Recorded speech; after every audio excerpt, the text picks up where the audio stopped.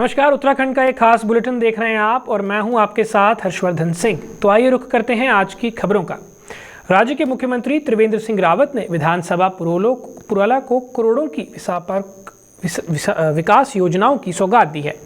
बुधवार को मुख्यमंत्री रावत सीमांत तहसील मोहरी पहुंचे, जहां उन्होंने 28 करोड़ 92 लाख की विभिन्न योजनाओं का लोकार्पण एवं 17 करोड़ 45 लाख 47 हजार के विकास कार्यों का शिलान्यास किया।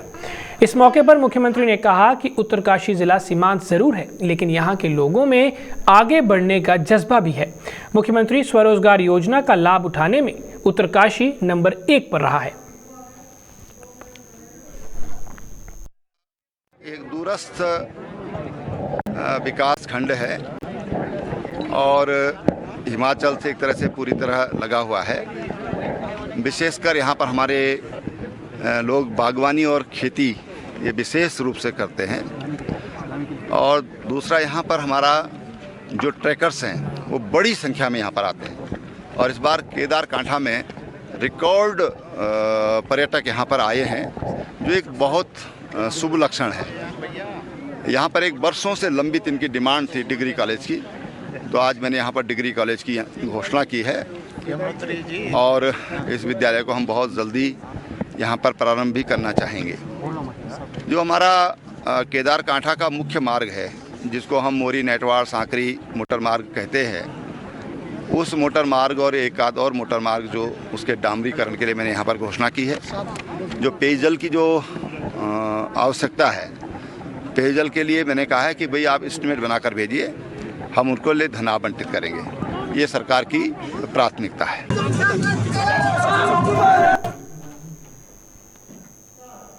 मुख्यमंत्री त्रिवेंद्र सिंह रावत मोरी में आयोजित कार्यक्रम के बाद सड़क मार्ग से हनोल पहुंचे, जहां उन्होंने महासू देवता मंदिर में माथा टेका और पूजा अर्चना कर प्रदेश की खुशहाली के लिए कामना की।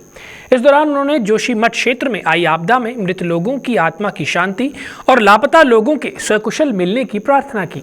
मंदिर समिति ने मुख्यमंत्री को स्मृति चिन्ह भेंट किया। उसके उपरांत मुख्यमंत्री ने हिमाचल प्रदेश की सीमा से लगी तहसील त्यूनी के लिए प्रस्थान किया।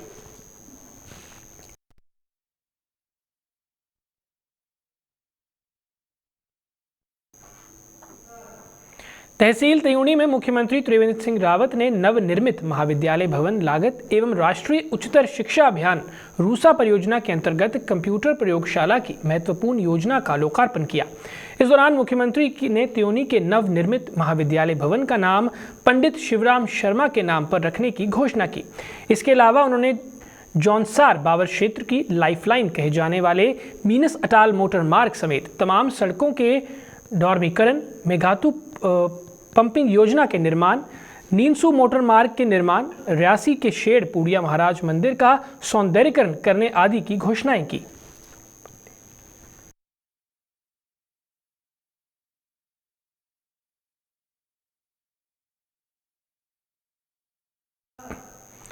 उत्तराखंड कांग्रेस की महत्वपूर्ण आरोप पत्र समिति की पहली बैठक आगामी 11 फरवरी को पार्टी के प्रदेश मुख्यालय राजीव भवन में होगी। कांग्रेस प्रदेश उपाध्यक्ष धीरेन्द्र प्रताप ने ये जानकारी देते हुए बताया कि इस बैठक की अध्यक्षता पूर्व कैबिनेट मंत्री नवप्रभात की अध्यक्षता में होगी। बैठक में वर्ष 2022 में होने वाले विधानसभा चुनावों को लेकर राज्य कांग्रेस मौजूदा सरकार के विरुद्ध महत्वपूर्ण नेताओं की बैठक करके त्रिवेंद्र सरकार के विरुद्ध तथ्यों पर आधारित एक मजबूत आरोप पत्र तैयार किया जाएगा, जिसमें बेरोजगारी, भ्रष्टाचार, महंगाई आदि मुद्दों को शामिल किया जाएगा। कांग्रेस ने एक कमेटी बनाई है, श्री नवप्रभात जी जैसे उनको इसका अध्यक्ष बनाया। कल इसकी बैठक हो रही है और इसमें 10-12 लोग हैं जो राज्य के महत्वपूर्ण नेता हैं। कांग्रेस ने तय किया है कि हम एक आरोप पत्र तैयार करेंगे। आरोप पत्र जो बनेगा वो भाजपा सरकार के पिछले 4 साल के क्रियाकलापों और कार्यप्रणाली उसका पर्दाफाश करेगा। उस आरोप पत्र को हम लोग कांग्रेस अध्यक्ष प्रीतम सिंह जी को भेंट करेंगे और उसके बाद लाखों लोग यहाँ पर मार्च करेंगे राज्यपाल के निवास पर, इस सरकार पर आरोप पत्र देंगे और ये कहेंगे इस सरकार के खिलाफ कार्रवाई करें। और इसके अलावा यहीं नहीं, दिल्ली तक जाएंगे और राष्ट्रपति भवन पर भी हम लोग ज्ञापन देंगे।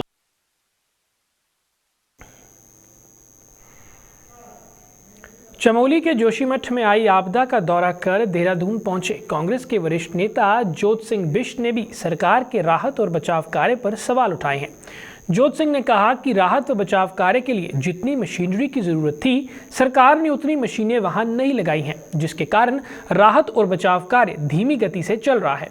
बिष्ट ने कहा कि एसडीआरएफ, एनडीआरएफ व पुलिस के जवान लगातार काम कर रहे हैं, लेकिन सचिवालय में बैठे आला अधिकारियों को आपदा की सूचना मिलने के बाद भी ठोस कदम नहीं उठाए गए। माननीय हरीश रावत जी के साथ तपोवन और रैणी जहां पर आपदा आई वहां गया, वहां के प्रभावितों से हमने बातचीत की और उसके साथ साथ माननीय रावत जी ने अधिकारियों से बातचीत की। वो टनल के मुहाने तक भी गए। वहां जो देखने को मिला कि टनल में 37 से 40 लोग फंसे हुए हैं और वहाँ टनल का मलबा निकालने के लिए एक पुराना लोडर पिछले 48 घंटे से काम कर रहा और उसके साथ स्टैंड बाई में कोई दूसरा लोडर न होने के कारण वो जब इंजन गर्म हो रहा तो उसको ठंडा करने के लिए खड़ा करना पड़ रहा है। सरकार को मशीनरी वहाँ पर और भिजवा करके उस राहत कार्य को और तेज़ी लानी चाहिए थी। एनडीआरएफ, एसडीआरएफ, आईटीबीपी, आर्मी और जो पुलिस प्रशासन, जिला प्रशासन के लोग, उनके काम पर कोई सवाल नहीं, उनका वो अपना काम बेहतर तरीके से कर रहे हैं। लेकिन जो यहाँ देहरादून का सचिवालय का सरकारी तंत्र है, उसके काम पर जरूर इसलिए सवाल खड़ा होता है कि 7 तारीख को जिस दिन आपदा आई, 11 बजे चमोली से यहाँ वायरलेस पर सूचना आने के बाद भी लिखित सूचना का इंतजार 2 बजे तक किया जाता रहा और जब 2 बजे लिखित सूचना आई उसके बाद सरकार का वो खड़ी हुई, तो ये सरकार के कामकाज पर सवाल खड़ा करता है। राजधानी देहरादून पहुंचे एनएसयूआई के राष्ट्रीय सचिव व उत्तराखंड के प्रदेश प्रभारी सतवीर चौधरी ने केंद्र और राज्य सरकार पर निशाना साधा है। एनएसयूआई के प्रदेश प्रभारी सतवीर चौधरी ने कहा कि सरकार ने अब तक केवल घोषणाएं ही की हैं, किसी भी बेरोजगार युवा को रोजगार नहीं दिया, जिसके चलते एनएसयूआई ने केंद्र और राज्य सरकार के खिलाफ नौकरी दो या फिर डिग्री वापस लो अभियान की शुरुआत की है। उन्होंने कहा कि केंद्र और राज्य की त्रिवेंद्र सरकार ने बेरोजगार युवाओं को नौकरी देने का वादा तो किया था, लेकिन आज भी युवा नौकरी के लिए भटक रहा है। देखिए, आप अगर राज्य सरकार की बात करें, उत्तराखंड में जो बीजेपी की सरकार है, सिर्फ उन्होंने घोषणाएं की है। पिछले देखते होंगे हर रोज जो है इस प्रदेश का नौजवान जो है सड़कों पे क्यों उतर रहा है? वो इसलिए उतर रहा है कि उनको रोजगार नहीं मिल रहा। तो सरकार सिर्फ घोषणाएं करती है और अपना काम करती है पब्लिसिटी करने का। एनएसयूआई की जो मुहिम है उसमें हमने लक्ष्य रखा है कि 5 से 10 लाख लोगों की जो डिग्रियां हैं वो प्रधानमंत्री जी को पोस्ट करेंगे, मेल करेंगे और उनको जगाएंगे कि आप नींद से जागिए और देश के नौजवानों को रोजगार देने का काम करें। नहीं तो आपकी जो सरकार का जो घमंड है, जिस गहरी नींद में वो सोई हुई है, उसको जगाने का काम देश का नौजवान करेगा, उत्तराखंड का नौजवान करेगा। आने वाले दिनों में हम विधानसभा का घेराव करेंगे, मुख्यमंत्री जी से मिलकर मांग करेंगे कि हमारी जो उत्तराखंड के बेरोजगार नौजवान हैं उनको रोजगार देने का वो काम करें। लालकुआं विधानसभा क्षेत्र में कोरोना टीकाकरण महाअभियान के तहत दूसरे चरण में फ्रंटलाइन वर्कर्स को टीका लगाने की शुरुआत की गई, जिसमें 62 कर्मचारियों को कोरोना वैक्सीन दी गई। दूसरे चरण में कोरोना वैक्सीन टीकाकरण अभियान में नगर पंचायत कर्मी, तहसील कर्मी व पुलिस कर्मचारियों को वैक्सीन दी गई। आपको बताते चलें कि कोरोना वैक्सीन टीकाकरण अभियान के तहत आईटीबीपी व पुराने प्राथमिक स्वास्थ्य केंद्र भवन में टीकाकरण बूथ बनाए गए थे, जिसमें सुबह 9 बजे से टीकाकरण शुरू हो गया था।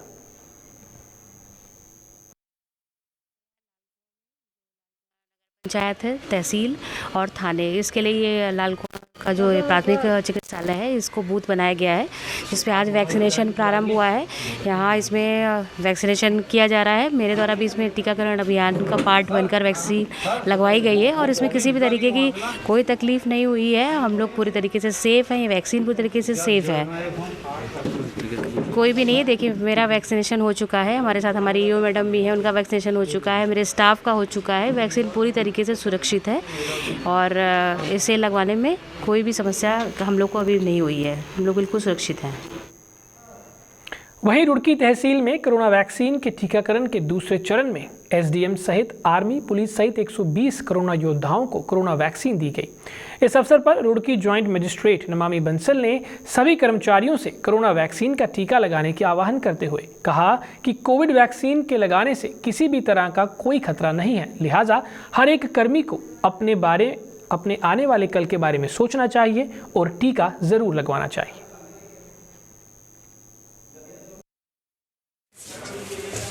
देखिए, आज फ्रंटलाइन वर्कर्स का जो हमारा सेकेंड स्टेज वैक्सीनेशन प्रोसेस शुरू हुआ है, उसके तहत तहसील रुड़की में भी जितने भी हमारे तहसील रुड़की के राजस्व विभाग के सभी कर्मी हैं, उन सभी को फ्रंटलाइन वर्कर्स की श्रेणी में टीकाकरण आज से यहाँ पे शुरू करवाया गया है। और हमने भी टीकाकरण अभी करवाया है और हम अंडर ऑब्जर्वेशन है। किसी भी प्रकार का कोई साइड इफेक्ट हमें महसूस नहीं हो रहा है। हमारी सबसे यही अपील है कि जब आपकी बारी आए तो आप वैक्सीनेशन ज़रूर कराएं और इसमें किसी भी प्रकार का कोई भय या आशंका अपने ये सेकंड चरण भारत सरकार के द्वारा शुरू कर दिया गया है, जो कि 3 दिन पूर्व में शुरू कर दिया गया था, जिसमें कि जो फ्रंटलाइन वर्कर्स हैं, जितने भी प्रशासन है, आर्मी हो गया, पुलिसकर्मी हो गए, सफाई कर्मचारी हो गए, नगर पालिका के हैं और भी जो भी कर्मचारी जो कि पब्लिक के टच में आ रहे हैं, कोविड का काम कर रहे हैं, टीचर्स हो गए, उन सबको ये हमारा दूसरा चरण में शुरू किया जा रहा है। और इसके अंदर डेली जो लिस्ट वहाँ से अपलोड होती है डिस्ट्रिक्ट से, उन सबको इन्फॉर्मेशन आ जाती है और उन सबका वैक्सीनेशन शुरू किया जा रहा है। अंदर रुड़की तहसील के अंदर शुरू करा है और हमारी ज्वाइंट मजिस्ट्रेट नमामि बंसल जी ने अपने टीकाकरण से यहाँ का शुभारम्भ किया है। और इस तरीके से थोड़ा सा जब सब बड़े लोग आते हैं आगे बढ़कर तो मोटिवेशन मिलता है, पब्लिक को थोड़ा कॉन्फिडेंस जब बिल्डअप होता है कि ये वैक्सीन पूर्णतः सेफ है और सुरक्षित है, तो लगाने में जो तीसरा चरण शुरू होगा भारत सरकार की तरफ से, उसके अंदर पब्लिक, हमें उम्मीद है कि पब्लिक ज़्यादा से ज़्यादा पब्लिक आकर टीकाकरण। उत्तराखंड क्रांति दल ने विधानसभा चुनाव को लेकर अपनी चुनावी अभियान की शुरुआत की है। इस संबंध में हरिद्वार में उत्तराखंड क्रांति दल की 2 दिवसीय केंद्रीय कार्यकारिणी बैठक का शुभारंभ हुआ, जिसमें उत्तराखंड क्रांति दल के केंद्रीय अध्यक्ष दिवाकर भट्ट सहित बड़ी संख्या में पार्टी नेताओं और कार्यकर्ताओं ने भाग लिया। इस अवसर पर पार्टी के केंद्रीय अध्यक्ष दिवाकर भट्ट ने कहा कि उत्तराखंड में जहां भाजपा और कांग्रेस सत्ता पर कब्जा करने के लिए एड़ी चोटी का जोर लगा रही हैं, वहीं आम आदमी पार्टी भी उत्तराखंड में तीसरे विकल्प के लिए अपनी जमीन तलाश रही है, लेकिन उत्तराखंड में उन्हें कुछ भी मिलने वाला नहीं है।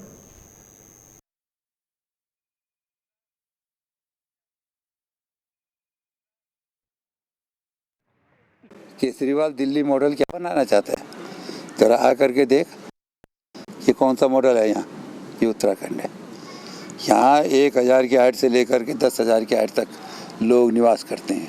कैसे बनाएगा दिल्ली मॉडल? दिल्ली जो है वो केवल 1,500 पर हाइट है टोटल, मतलब उसकी मैक्सिमम हाइट 1,500 है और मिनिमम तो उसकी 500 भी नहीं है। तो क्यों ऐसी बातें करता? बच्चे हैं आज, सब पढ़े लिखे हैं, इनको सब समझते। मेरा कहने मतलब दिल्ली मॉडल ना बने, वो कोई मॉडल ना बने। हमें तो इसी बात का, अगर उसे थोड़ा बहुत भी हमारे बारे में थोड़ा सा भी सोचता तो 42 लाख लोगों के बीच में कम से कम 1 सीट तो पहाड़ियों को दे देता। 42 लाख लोग दिल्ली में, और जब ये पब्लिक में बात जाएगी कि उसमें 1 सीट नहीं दे सका वो हमको विधायक के लिए, इससे बड़ा दुर्भाग्य और क्या होगा? क्या करेगा मॉडल? देखिए, सब एक मंच पे हैं और ये साफ मैसेज है कि यूकेडी अब एकजुट हो चुका है और पूर्ण रूप से एकजुटता के साथ ही वो आगामी सभी चुनाव, चाहे वो त्रिसूत्री चुनाव हो जो जिला पंचायत के भी हमारे होने वाले हैं, और चाहे वो विधानसभा चुनाव हो जो 2022 में होने वाले हैं, पूरी ताकत के साथ, पूरे जोश के साथ हम वो चुनाव लड़ने वाले हैं। आज हमारी केंद्रीय कार्यकारिणी की 2 दिवसीय बैठक है जो 9 फरवरी 10 फरवरी तक चलेगी। इसमें हमारे जो है केंद्रीय अध्यक्ष जी, उनके साथ साथ जो है काशी सिंगेरी जी हैं, पुष्पेश जी हैं, जंतवाल जी हैं और भी गणमान्य व्यक्ति जो केंद्र के हैं, वो सभी लोग आज यहाँ उपस्थित हैं और सभी एकजुटता के साथ सबने पब्लिक को और जनता को और कार्यकर्ताओं से आह्वान किया कि एकजुट हों और पूरी ताकत के साथ आगामी चुनाव में तैयारी करें, संगठन बनाएं, सदस्यता अभियान चलाएं। नशे के खिलाफ चलाए जा रहे अभियान के तहत पुलिस और नारकोटिक्स विभाग ने लक्सर के खरंजा कुतुबपुर गांव छापा मारकर एक स्मैक तस्कर को गिरफ्तार कर उसके कब्जे से 23 ग्राम स्मैक बरामद की है। गिरफ्तार किए गए तस्कर की पहचान मोहम्मद उस्मान के रूप में की गई है। सीओ लक्सर विवेक कुमार द्वारा गिरफ्तार किए गए तस्कर से बरामद की गई स्मैक की कीमत अंतर्राष्ट्रीय बाजार में 50,000 के करीब है। उन्होंने कहा कि भविष्य में भी लक्सर क्षेत्र में नशीले पदार्थों का कारोबार करने वालों के खिलाफ अभियान जारी रहेगा। ये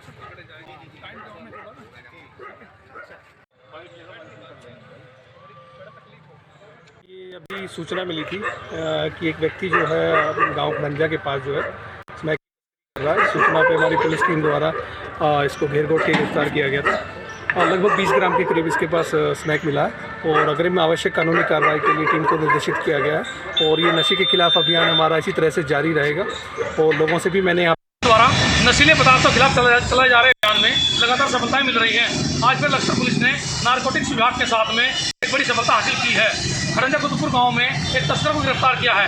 बात एक तस्कर की नहीं है, अभी पिछले एक हफ्ते में करीब 1 दर्जन से अधिक ऐसे तस्करों को गिरफ्तार किया जा चुका है जो कहीं ना कहीं दूसरे प्रदेशों से स्मैक और चरस जैसी खतरनाक यानी कि जो नशीली दवाइयाँ हैं, यानी जो नशीले पदार्थ हैं, उन्हें ला करके बेचते थे। अब ऐसे कई गिरोह का भंडाफोड़ हो चुका है। अब की कार्रवाई से कहीं ना कहीं ऐसे तमाम गिरोह जो गैंग हैं उनमें हड़कंप मचा हुआ है। खुद पुलिस क्षेत्र अधिकारी विवेक कुमार इस मतलब जो अभियानों का संचालन कर रहे हैं उसकी अगुवाई भी खुद कर रहे हैं। आज की कार्रवाई को लेकर के कहीं ना कहीं ये बात सामने आ गई है कि पुलिस अब इस पूरे कारोबार को जड़ से उखाड़ने के लिए तैयार हो चुकी है। ये तो आने वाले वक्त बताएगा कि आने वाले दिनों में पुलिस और कितनी सफलता हासिल करती है और ऐसे तमाम लोगों को जो कहीं ना कहीं युवाओं की नसों को खोखला कर रहे हैं उनके खिलाफ एक्शन लेकर के उनको पीछे भेज पाती है। जसवीर सिंह, जगत 24 न्यूज़, लक्सर। सेंचुरी पेपर मिल प्रबंधन द्वारा लालकुआं में प्रेस कॉन्फ्रेंस का आयोजन किया गया, जिसमें सेंचुरी पेपर मिल के सीईओ जेपी नारायण ने मिल के कामकाज का लेखा जोखा मीडिया के समक्ष रखा। उन्होंने कहा कि सीएसआर के 2 करोड़ रुपए में से अब तक 80% से अधिक राशि खर्च हो चुकी है, जिसमें मिल द्वारा क्षेत्र में कई कार्य भी करवाए गए हैं। उन्होंने कहा कि कोरोना के चलते कुछ कामों में देरी हुई है, जिनको जल्द पूरा कर लिया जाएगा।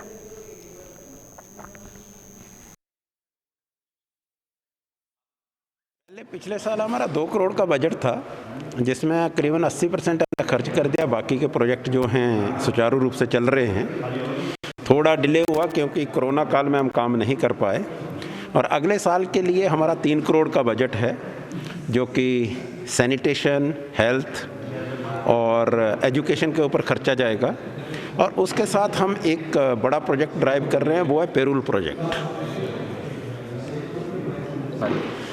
पेरोल का प्रोजेक्ट ये एक you can say pilot project है। हम इसको अप्रैल से करने जा रहे हैं और स्टार्टिंग में जो भी पेरोल है वो पहाड़ों से इकट्ठा किया जाएगा और उसकी जो पेमेंट है वो 2.5 रुपये पर केजी के हिसाब से उन लोगों को दी जाएगी जो हमें इकट्ठा करके देंगे। इसकी ट्रांसपोर्टेशन या उस जगह से उठाना वो सारी सेंचुरी की जिम्मेवारी होगी और फिर इसको ला के यहाँ ईंधन के रूप में बॉयलर में जलाना और उससे जो भी सेविंग के फ्यूचर में जो रिटर्न आते हैं उन रिटर्न को फिर उन्हीं लोगों को वापस करना जो इस प्रोजेक्ट में शामिल हैं या हिस्सेदारी रखें। पूर्व दर्जा राज्य मंत्री राहुल यादव ने हरिद्वार का दौरा किया। इस दौरान उन्होंने हर की पौड़ी से गंगा जल और मिट्टी को सौगात के रूप में लिया। इस अवसर पर उन्होंने कहा कि वह गंगा जल और मिट्टी को आंदोलन कर रहे किसान नेता रिकेश टाकेत को बतौर उपहार देंगे। पूर्व दर्जा मंत्री ने इस दौरान मीडिया को संबोधित करते हुए कृषि कानूनों को लेकर केंद्र सरकार की कड़ी आलोचना भी की।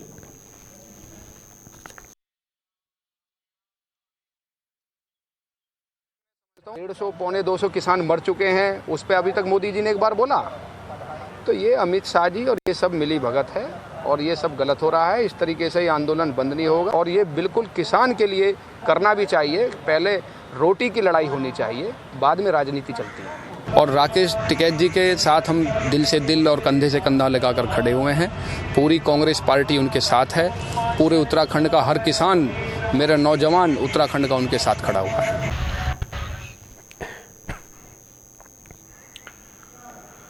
अखिल भारतीय ब्राह्मण उत्थान महासभा ने चमोली हादसे पर शोक जताते हुए मुख्यमंत्री से इस आपदा में मारे गए लोगों के परिजनों को 10 लाख रुपए और घायलों को 2 लाख रुपए की राहत राशि देने की मांग की है। अपनी मांग का ज्ञापन अखिल भारतीय ब्राह्मण उत्थान महासभा ने उप जिलाधिकारी के माध्यम से मुख्यमंत्री को सौंपा।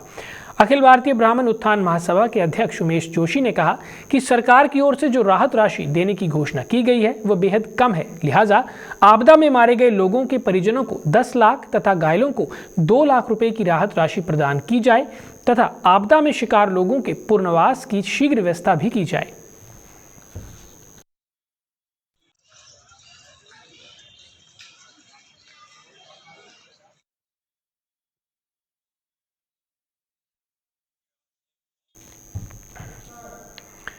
उत्तराखंड के जोशीमठ क्षेत्र में आई आपदा को लेकर आम आदमी पार्टी के नेता रविंद्र जुगरान ने उत्तराखंड में चल रही सभी परियोजनाओं की समीक्षा करने की मांग की है। देहरादून में आयोजित एक पत्रकार वार्ता को संबोधित करते हुए आप नेता रविंद्र जुगरान ने कहा कि इससे पहले भी उत्तराखंड में आपदाएं आ चुकी हैं, जिसमें उत्तराखंड वासियों का भारी जानी नुकसान हुआ है। उन्होंने कहा कि सरकार को इस आपदा से सबक सीखना चाहिए और उस हिमाचल में जितने भी प्रोजेक्ट हैं और जो निर्माणाधीन हैं उनकी समीक्षा होनी चाहिए। ऋषि गंगा में जो बता रहे हैं कि ग्लेशियर टूटने से या वहाँ झील बनने से इतनी तबाही हुई, हमारे 200-250 लोग अभी लापता हैं, दर्जनों हमारे जो डेड बॉडीज़ हैं, हमारे जो शव हैं हमारे उत्तराखंड के लोगों के और जो वहाँ काम कर हो रहे हैं, तो यह सही समय है कि हम आपदाओं से सबक लें, इनकी पुनरावृत्ति ना हो। भविष्य में अगर कोई प्राकृतिक आपदा आती भी है तो न्यूनतम जान माल का नुकसान हो। हम यही चाहते हैं राज्य सरकार से और केंद्र सरकार से कि उत्तराखंड के उच्च हिमालय में, जो कि बड़ा संवेदनशील इलाका है, इको सेंसिटिव जोन है, जो बायोस्फीयर के रेंज हैं, जहां रिजर्व बायोस्फीयर हैं, यहाँ तमाम प्रोजेक्ट्स की समीक्षा होनी चाहिए कि जितने प्रोजेक्ट निर्माणाधीन हैं, जो निर्मित हैं, जहां काम चल रहा है, वहां पर हमने जो जरूरी अनापत्ति क्लियरेंसेस लेने होते हैं गवर्नमेंट ऑफ इंडिया से, ministry of environment and forest से, वाडिया संस्थान से, जियोलॉजिकल सर्वे ऑफ इंडिया से, जो सुरक्षा मानक होते हैं या पर्यावरणीय मानक होते हैं, क्या हमने उनकी एनओसीज अनापत्तियां ले रखी हैं? क्या हम सुरक्षा मानकों से खिलवाड़ तो नहीं कर रहे हैं? क्या हम अंधाधुन अवैज्ञानिक अप्रोच से दोहन तो नहीं कर रहे हैं, जिसके कारण पर्यावरण इफेक्टेड हो रहा है, प्रभावित हो रहा है और ऐसी घटनाएं हो रही हैं? तो ये रिव्यू करने का समय है, समीक्षा करने का समय है, जिससे हम भविष्य में इसकी पुनरावृत्ति को रोक सकें और कम से कम नुकसान हो। हरिद्वार में आए दिन लगने वाले जाम से लोगों को अब निजात मिलेगी। दरअसल मध्य हरिद्वार में सिंहद्वार के पास एक फ्लाईओवर पिछले कई वर्षों से बाधित पड़ा हुआ था, जो कि कुंभ मेला अधिकारी ने निरीक्षण कर शुरू करवा दिया है। मौके पर पहुंचे कुंभ मेला अधिकारी दीपक रावत ने नारियल फोड़कर पुल का शुभारंभ किया। साथ ही उन्होंने कहा कि आगामी कुंभ के लिए इस फ्लाईओवर की सबसे ज़्यादा ज़रूरत थी। हरिद्वार में आने वाले श्रद्धालुओं को अब हर की पौड़ी सीधा ही जा सकेंगे। लंबा है और कितनी NHAI के जितने भी काम पूरे शहर में चल रहे हैं, उसमें से एक तरह से आप मानिए कि सबसे मेजर वर्क जो अभी तक बचा हुआ है वो सिंहद्वार और प्रेमनगर का फ्लाईओवर है। और इसका आज जो राइट हैंड साइड है, इस आई थिंक अच्छा काम हुआ NHAI की। मुझे तारीफ भी करनी होगी कि लॉकडाउन के बावजूद, कोरोना के बावजूद भी सारे टारगेट्स आपने मीट किए हैं। केवल यही वाला अभी हमारा बचा हुआ है और इसमें भी आज क्योंकि राइट हैंड साइड चालू हो जाएगा तो लेफ्ट साइड पे आपको मशीन्स लगाने का और भी ज़्यादा फ्लेक्सिबिलिटी मिलेगी, वहाँ पे उस स्पेस को यूज़ कर पाएंगे। और NHAI ने आज हमें एश्योरेंस दिया है कि फरवरी के एंड तक इस सिंहद्वार और प्रेमनगर के दोनों तरफ के जो हमारे फ्लाईओवर्स हैं, लेफ्ट साइड राइट साइड दोनों हमको थ्रू करके दे देंगे। सारा का सारा ट्रैफिक जो आपका दिल्ली से आ रहा है, जिनको हरिद्वार में एज सच कोई काम नहीं है, देहरादून जाना चाहते हैं या गढ़वाल निकलना चाहते हैं, उनको शहर में नहीं आना पड़ेगा। कुंभ के लिहाज से भी हमारे लिए ट्रैफिक मैनेजमेंट में बहुत ज़्यादा इससे आसानी मिलेगी, क्योंकि मुख्यतः जो क्राउड कंट्रोल वाली बात है, जो हमारे शाही स्नान हैं, बड़े स्नान है, उस पर ये वाली इशू आता है। और फरवरी में अगर ये काम पूरा हो जाता है तो हमें ऐसी कोई दिक्कत नहीं आएगी। NHAI को जो हमारी ओर से हेल्प चाहिए, कहीं मटेरियल मिलने में कोई दिक्कत आ रही है, उसमें भी हम आपकी पूरी मदद करेंगे। फिलहाल के लिए इतना ही, दीजिए इजाजत, नमस्कार। खबरों से अपडेट रहने के लिए JK24/7 न्यूज के YouTube चैनल को आज ही सब्सक्राइब करें और Facebook पेज भी फॉलो करें।